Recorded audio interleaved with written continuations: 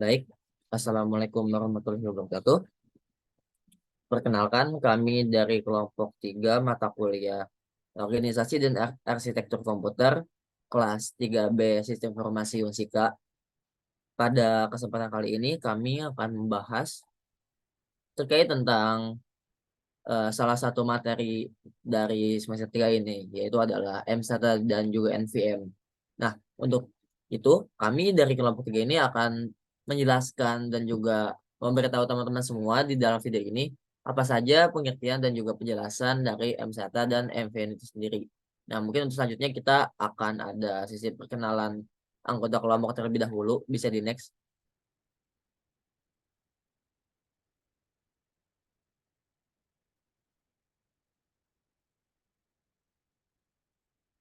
Untuk anggota kelompok dari kelompok 3 ini ada saya sendiri, Muhammad Rizky Saputra, lalu ada Eki Ramadan, ada Safna Liza, ada Isa Al-Ghifari, dan juga ada Hanum Surya Hirviana, dan juga yang terakhir ada Suci Dwi Pratiwi.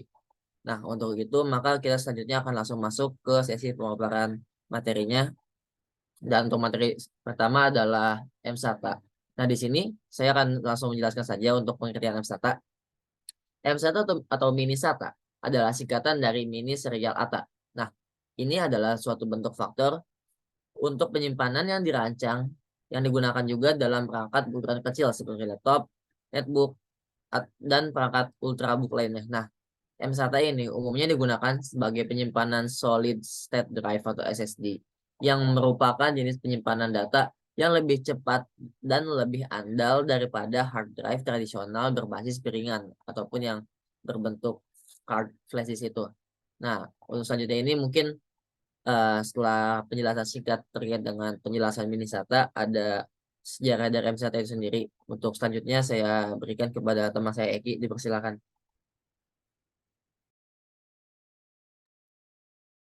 Ya, terima kasih kepada Rizky telah memberi kesempatan untuk menjelaskan dan selanjutnya.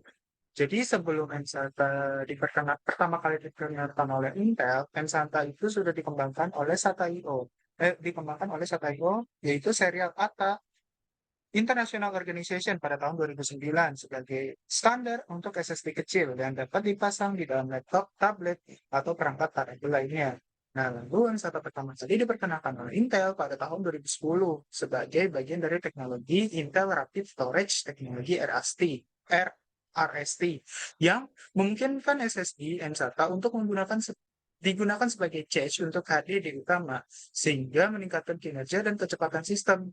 SSD M-SATA pertama yang tersedia di pasaran adalah Intel 310 series yang memiliki kapasitas 40 GB atau 80 GB dan kecepatan transfer data hingga 3 GB per second.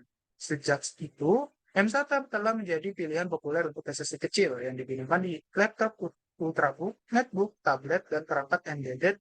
Beberapa produsen SSD M-SATA terkenal adalah Samsung, Crucial, Kingston, SanDisk, dan Toshiba. SSD M-SATA biasanya memiliki kecepatan baca dan tulis yang lebih tinggi, konsumsi daya yang lebih rendah, ketahanan getaran, dan guncangan yang lebih baik, dan kemampuan boot dan shutdown yang lebih cepat daripada ini. Next. Lalu kita selanjutnya ada di arsitektur M-SATA. M-SATA menggunakan slot mini PCIe Peripheral Component Interconnect Express yang biasanya digunakan untuk kartu nirkabel atau modem. Slot mini PCIe memiliki 52 pin, tetapi hanya 26 pin yang digunakan oleh SATA. Pin-pin ini terdiri dari 7 pin untuk sinyal SATA, 7 pin untuk sinyal PCIe, dan 12 untuk diagram. M-SATA mendukung semua revisi spesifikasi SATA dengan kecepatan transfer data mulai dari 1,5 GB per second hingga 6,6 GB per second. Ukuran M-SATA adalah sekitar 30 mm kali 50 mm atau seukuran kartu nama. M-SATA memiliki 4 faktor bentuk yang berbeda, yaitu full size 50,8 mm kali 2 9,85 mm, half size 26,8 mm kali 29,85 mm, quarter size 25,65 mm kali 18 mm, dan slim size 39,8 mm kali 16,75 mm. Faktor bentuk ini ditentukan oleh panjang kartu, bukan lebarnya. Kapasitas penyimpanan M-SATA biasanya berkisar 8 GB hingga 512 GB, tetapi ada juga yang mencapai 1 TB. Oke, untuk materi selanjutnya saya serahkan kepada Safna Anissa kepada Medis. Oke, terima kasih kepada Eki yang telah mempersilahkan saya melanjutkan materi selanjutnya. Next.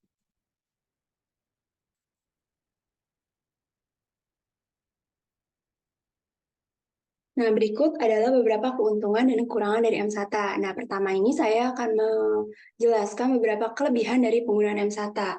Yang pertama ini ukurannya kecil. M-SATA dirancang untuk menjadi kecil dan ringan, membuatnya ideal untuk perangkat yang memiliki ruang terbatas atau memerlukan faktor bentuk yang kompak.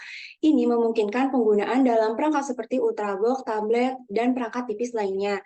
Yang kedua, desainnya ringkas. M-SATA terintegrasi dengan baik ke dalam desain perangkat yang kompak. Ini membantu produsen perangkat untuk membuat desain yang lebih tipis dan ramping tanpa mengorbankan kapasitas dan penyimpanan. Ketiga, kecepatan transfer yang tinggi. M-SATA ini menggunakan antarmuka serial ATA atau dalam kurung SATA yang sama dengan SSD tradisional yang memungkinkan kecepatan transfer data yang tinggi. Ini memberikan kinerja penyimpanan yang baik termasuk waktu boot yang cepat dan akses data yang lebih cepat. Yang keempat, pemasangan yang mudah. M-SATA seringkali menggunakan slot mini PIC Express atau MPICA pada motherboard atau perangkat tertentu. Pemasangan dan penggantian M-SATA dapat dilakukan dengan relatif mudah dan membuatnya cocok untuk penggunaan konsumen dan pemeliharaan sistem. Yang kelima, energi efisien. M-SATA umumnya menggunakan daya yang lebih rendah dibandingkan dengan beberapa SSD tradisional. Ini dapat memberikan keuntungan dalam hal konsumsi daya dan memperpanjang masa pakai baterai untuk perangkat bertenaga baterai. Yang keenam, kompatibilitas. Meskipun sebagian besar perangkat modern telah beralih ke format penyimpanan yang lebih kecil seperti M.2, beberapa perangkat lama atau spesifik masih menggunakan M-SATA. Nah, ini memberikan opsi kompatibilitas yang baik untuk penggunaan yang ingin meningkatkan penyimpanan pada perangkat lama. Next, berikutnya M-SATA memiliki beberapa keuntungan. Nah, ada juga beberapa kekurangan yang perlu dipertimbangkan. Yang pertama, kapasitas terbatas. M-SATA umumnya memiliki kapasitas penyimpanan yang lebih terbatas dibandingkan SSD. SSD berukuran penuh atau beberapa faktor penyimpanan yang lebih baru seperti M.2. Jika Anda memerlukan penyimpanan besar, mungkin memerlukan memori mencari opsi yang lain. Kedua, kemajuan faktor bentuk. Industri penyimpanan terus berkembang dan banyak produsen telah beralih ke faktor bentuk penyimpanan yang lebih baru seperti M.2. Akibatnya, M-SATA mungkin sulit ditemukan atau memiliki opsi terbatas di pasar, terutama untuk produk-produk terbaru. Yang ketiga, kecepatan terbatas. Meskipun M-SATA dapat menyediakan kecepatan transfer yang tinggi, beberapa SSD M.2 terbaru menawarkan kinerja yang lebih bagus bagi mereka yang memerlukan kecepatan transfer dan secepat mungkin. Yang keempat, pemanasan. Karena ukurannya yang kecil, M-SATA mungkin lebih rentan terhadap masalah pemanasan dibandingkan SSD. SSD berukuran penuh jika digunakan dalam beban kerja yang intensif, ini dapat mempengaruhi kinerja jangka panjang dan kendala. Yang kelima, kemampuan peningkatan terbatas. Seiring perkembangan teknologi penggunaan, mungkin ingin meningkatkan kapasitas penyimpanan atau mengupgrade ke SSD yang kinerjanya yang lebih tinggi. M-SATA mungkin memiliki opsi peningkatan terbatas dan penggunaan mungkin beralih ke faktor bentuk penyimpanan yang lebih baru untuk mendapatkan fitur terkini. Yang keenam, harga. Meskipun baru, SSD secara umum telah menurun seiring waktu. Pada beberapa kasus, SSD M-SATA masih dapat lebih mahal per gigabyte dibandingkan dengan beberapa alternatif, terutama jika mempertimbangkan kapasitas penyimpanan yang lebih besar. Penting untuk mempertimbangkan kebutuhan spesifik dan situasi penggunaan Anda untuk memilih penyimpanan untuk memastikan bahwa Anda memilih opsi yang paling sesuai dengan kebutuhan dan anggaran Anda. Meskipun M-SATA memiliki keuntungan dan keuntungan dan kekurangan, penting untuk diingat bahwa industri ini telah beralih ke faktor penyimpanan yang lebih baru seperti M.2. Nah, materi selanjutnya akan dibacakan oleh teman saya, Hanum, kepadanya dipersilahkan.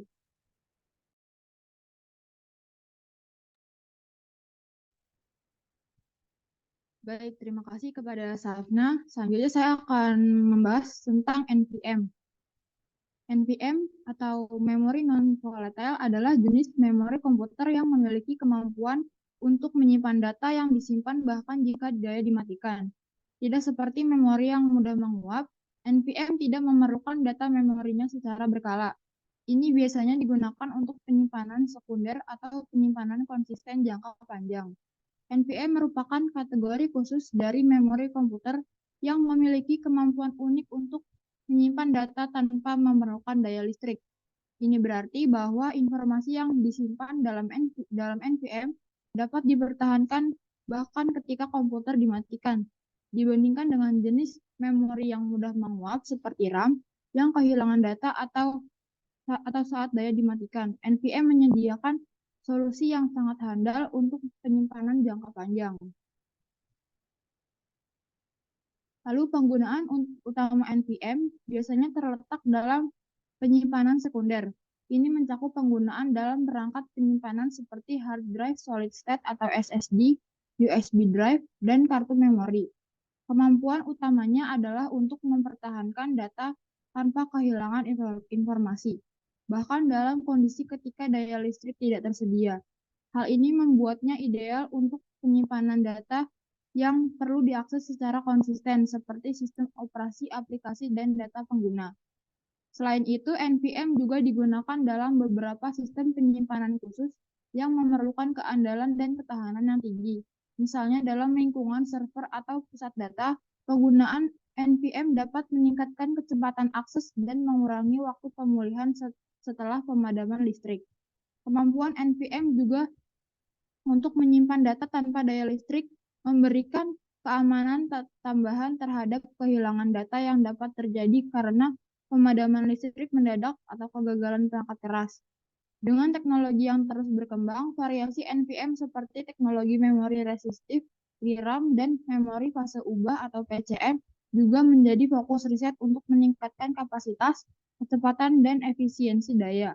Dengan demikian, penggunaan NVMe diharapkan terus berkembang dan menjadi lebih penting dalam perkembangan teknologi penyimpanan komputer. Untuk pembahasan sejarah perkembangan NVMe akan saya serahkan kepada teman saya, Suci. Kepadanya dipersilakan. Oke, baik. Terima kasih kepada Hanum. Selanjutnya, saya akan menjelaskan materi tentang sejarah perkembangan NVMe. Sejarah NVMe adalah sejarah dari teknologi penyimpanan flash yang menggunakan protokol NVMe, yaitu non-volatile memory, untuk menghubungkan SSD atau solid state drive dengan PCIe atau Peripheral Command Interconnect Express. Berikut adalah ringkasan sejarah non-volatile memory. Yang pertama, NVMe pertama kali dikembangkan pada tahun 1940-an. Pada tahun 1940 sampai 1950-an, pada awal komputer, elemen penyimpanan data non-volatile pertama adalah tabung sudut dan tabung-tabung Williams yang menggunakan fosfor atau core ferrite magnetic untuk menyimpan dan membaca data. Core ferrite ini mahal dan besar sehingga tidak praktis untuk digunakan secara luas. Selanjutnya ada tahun 1970-an menggunakan PROM atau Programmable Read Only Memory. PROM merupakan jenis awal dari NVMe, di mana pengguna dapat memprogramnya satu kali untuk menyimpan data. PROM tidak bisa diubah setelah diprogram dan penggunaannya terbatas, yaitu dengan transistor floating gate yang lebih kecil, murah, dan cepat untuk menyimpan data daripada memori core ferrite. Selanjutnya di 1980-an dengan menggunakan EEPROM atau Erasable Programmable Read Only Memory. EEPROM ini memungkinkan penghapusan dan pemrograman kembali menggunakan sinyal ultraviolet, memungkinkan siklus pemrograman dan penghapusan ulang, tetapi prosesnya memerlukan perangkat ultraviolet serta perlu mengeluarkan chip dari perangkat. Selanjutnya di tahun 1990-an ada flash memory. Flash memory ini muncul sebagai langkah maju yang signifikan dalam sejarah NVMe. Dalam flash memory, data dapat dihapus dan ditulis ulang secara elektronik tanpa perlu mengeluarkan chip dari perangkat. Flash memory menjadi dasar penyimpanan untuk kartu memori, USB drive, dan SSD. Selanjutnya di tahun 2000-an dan setelahnya, perkembangan NAND dan NOR flash. NAND dan NOR flash adalah dua jenis utama dari flash memory. NAND flash digunakan dalam kebanyakan media penyimpanan konsumen seperti kartu memori dan SSD. Sementara NOR flash biasanya digunakan dalam perangkat elektronik yang membutuhkan akses cepat ke data. Misalnya ada BIOS komputer. Next.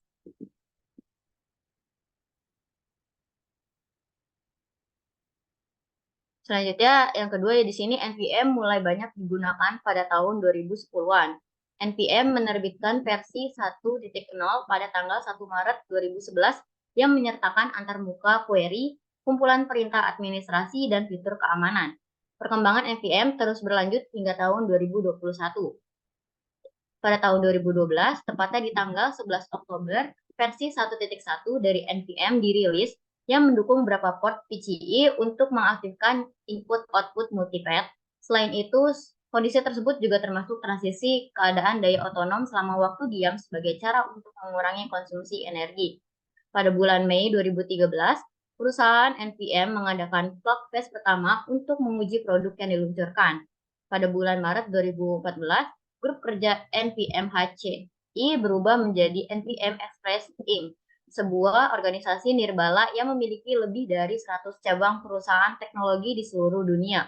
Versi 1.2 dari NPM dirilis pada tahun ini yang mendukung pembaruan firmware secara langsung dengan perlindungan data end-to-end dan manajemen daya yang lebih baik. Pada tahun 2017, versi 1.3 dari NPM dirilis yang menambahkan fitur baru seperti virtualisasi, sanitasi, dan streaming. Pada bulan Juli 2019, versi 1.4 dirilis dengan menambahkan fitur baru seperti namespace, access, host memory buffer, persistent event lock, dan persistent memory region. Pada bulan Juni 2021, versi 2.0 dari NPM dirilis dengan fitur yang beragam yang menyederhanakan spesifikasi, meningkatkan interoperabilitas, dan memperluas kemampuan NPM untuk berbagai jenis perangkat penyimpanan.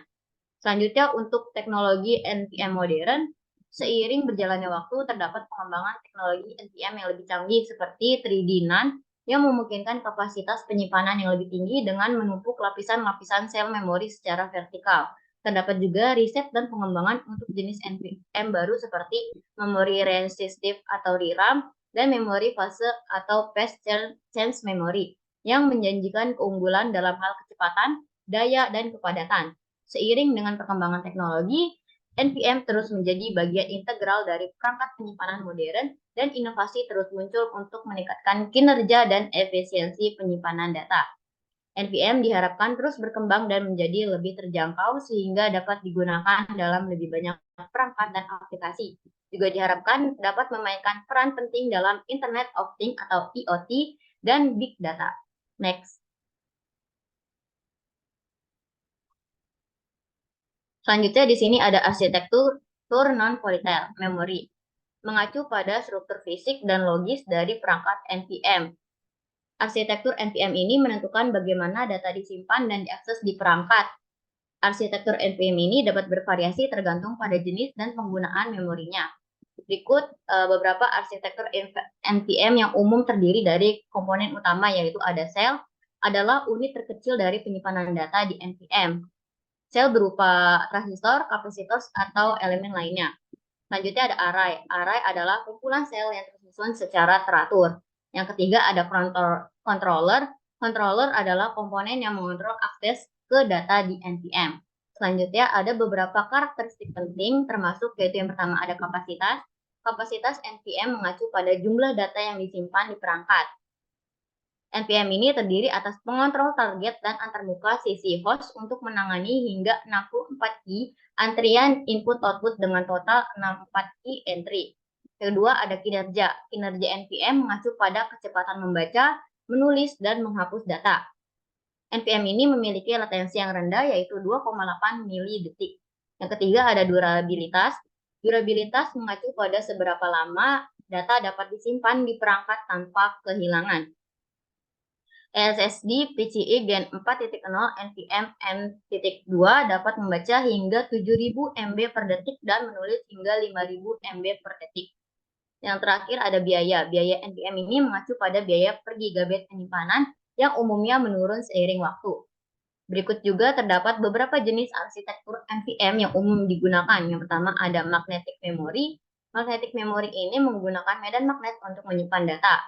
Jenis magnetic memory yang umum digunakan adalah hard disk drive atau HDD dan solid state drive atau SSD. Yang kedua ada semiconductor memory. Semiconductor memory menggunakan transistor untuk menyimpan data. Jenis yang umumnya digunakan adalah flash memory, EEPROM, dan EEPROM. Selanjutnya ada other technologies.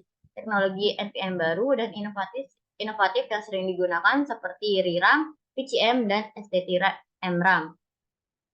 Selanjutnya, perangkat lunak NVM membuat antrian berdasarkan batas pengontrol, konfigurasi, sistem, dan beban kerja.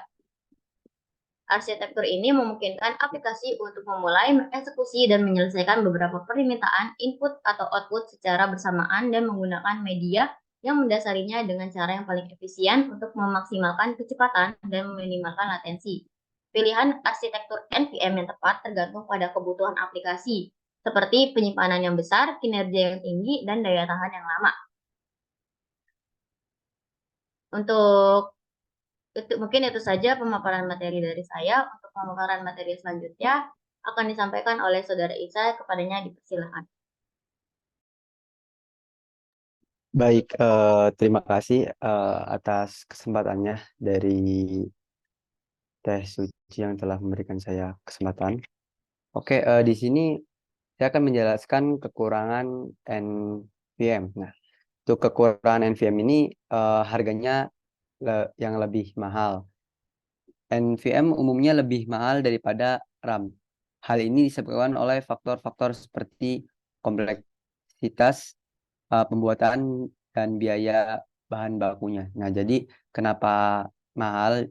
Nanti dijelaskan. Harusnya kelebihannya dulu ya. Ini mungkin salah peletakannya. Jadi kenapa mahal itu karena NVM juga lebih cepat teman-teman daripada SATA gitu untuk kelebihan dari NVM ini. Nah, selanjutnya itu kekurangan juga kapasitas yang lebih kecil. NVM umumnya memiliki kapasitas yang lebih kecil daripada RAM.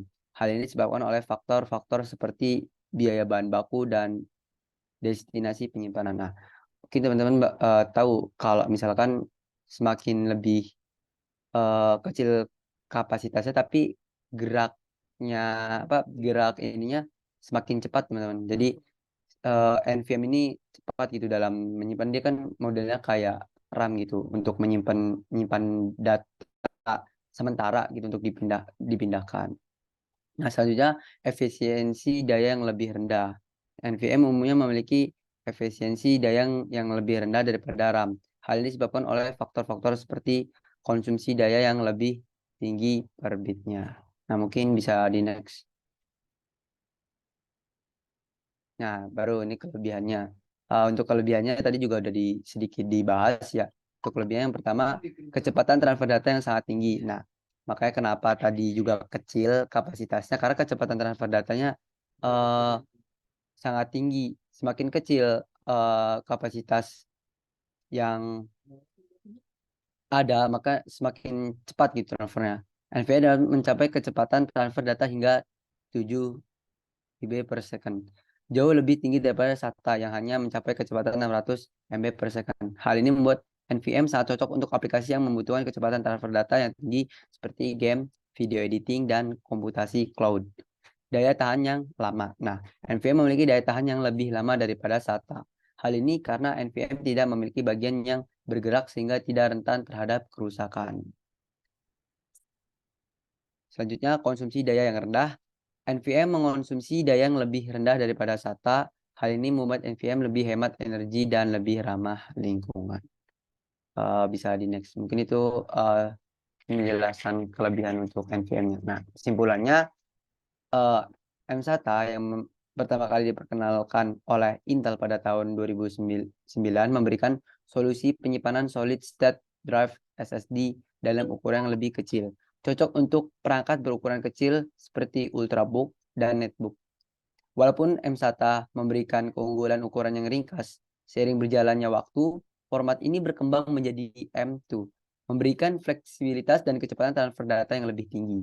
Sementara mSATA fokus pada ukuran. NVM membidik kinerja tinggi, diperkenalkan oleh NVM Express Workgroup pada tahun 2011. NVM memanfaatkan teknologi penyimpanan berbasis memori non-volatile seperti NAND flash untuk mencapai kecepatan transfer data yang signifikan. Meskipun NVM memberikan kinerja superior, keberhasilan juga tergantung pada dukungan perangkat keras dan perangkat lunak yang sesuai. Jadi saya juga ingin menambahkan sedikit kesimpulan ya. Ini NVM dan SATA ini kan adalah penyimpanan gitu ya teman-teman. Jadi ya dari kesimpulan juga atas teman-teman yang dengarkan oleh penjelasan kami, semoga bisa dapat mengambil gitu untuk memilih apa yang cocok gitu. Arsitektur apa sih yang cocok untuk laptop ketika kita ingin membangun sebuah website atau sebuah cloud computing dan lain sebagainya, mungkin bisa diambil gitu dari penjelasan kita terhadap penyimpanan SATA atau NVMe. Nah, mungkin sekian dari saya, kurang lebihnya mohon maaf. Saya kembalikan ke saudara Rizky. Oke, baik buat teman-teman semua. Terima kasih untuk penjelasannya dari kelompok 3 ini. Dan juga untuk kesimpulan tadi sudah dijelaskan juga oleh teman saya. Jadi buat teman-teman semua, jika ingin mempelajari lebih lanjut dipersilakan dari sumber lain, karena kita belajar jangan hanya dari satu sumber. Dan juga mohon maaf dari kami apabila terdapat kesalahan perkataan ataupun perbuatan dalam pemaparan video kali ini. Dan jika teman-teman semua masih memiliki pertanyaan ataupun ingin berdiskusi dengan kami, silakan untuk bertanya saja di kolom komentar nanti, dan juga bisa untuk di-replay dan juga bisa langsung hubungi ke kami semua yang ada di sini. Jadi selebihnya kami mohon maaf. Terima kasih. Sekian dari kelompok 3. Wassalamualaikum warahmatullahi wabarakatuh.